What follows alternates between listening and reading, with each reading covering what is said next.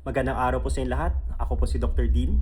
Ang dami po nagtatanong lately about super flu and dapat ba daw itong kinakatakutan, okay?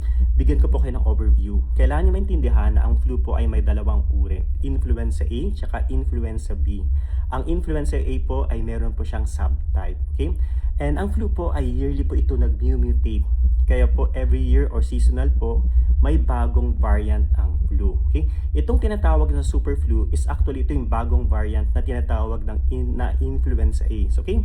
Bagong variant ng influenza A po ang super flu. Okay? Anong pinakaiba niya sa previous two? Actually, totally the same po sila. Kung saan po nag-produce sila ng high fever, chills, body pain, ubusipo, pneumonia, mga ganong sintomas po. Okay? So, dapat ba itong kinakatakutan?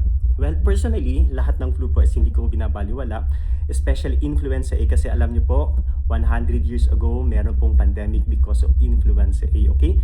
And of course, pwede po ito mag-cause ng hindi magandang sintomas, especially sa mga bata na may edad na 5 years and below, and of course, yung mga senior po.